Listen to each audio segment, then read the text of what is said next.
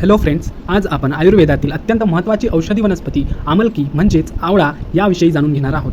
आवळ्यामध्ये भरपूर प्रमाणात vitamin C आढळते. तो शरीराची रोगप्रतिकारक शक्ती वाढवतो. नाऊ लेट्स सी हाऊ आवळा इफेक्ट ऑन अवर बॉडी.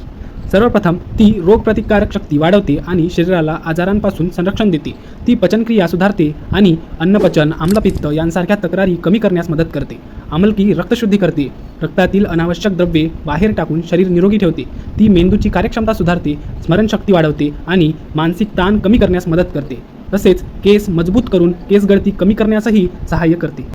आयुर्वेदानुसार आमलकी अनेक विकारांमध्ये उपयुक्त मानली जाते. सर्दी आणि खोकला यामध्ये ती रोगप्रतिकारशक्ती वाढवून मदत करते. अपचन आणि पोटदुखी पचनक्रिया सुधारते. मधुमेहाच्या व्यवस्थापनामध्ये सहाय्यक म्हणून वापरली जाते. यकृताच्या आरोग्यासाठी लाभदायक मानली जाते. त्वचारोगांमध्ये त्वचेचे पोषण करते. डोळ्यांच्या आरोग्यासाठी उपयुक्त आहे. सांधेदुखीमध्ये शरीरातील दाह कमी करण्यास मदत करते आणि केस गळती कमी करून केस निरोगी ठेवते. Now let's see some home remedy of आवळा. पहिला उपाय आवळा मुरब्बा. दररोज सकाळी 1 ते 2 तुकडे खाल्ल्यास पचन सुधारते आणि रोगप्रतिकारक शक्ती वाढते. दुसरा उपाय आवळा पावडर. 1 चमचा आवळा पावडर कोमट पाण्यासोबत घेतल्यास त्वचा, केस आणि पचनासाठी लाभदायक ठरते. तिसरा उपाय आवळा रस. 20 ते 30 मिली आवळा रस घेतल्यास रक्तशुद्धी होते आणि शरीराला ऊर्जा मिळते. चौथा उपाय आवळा आणि मध.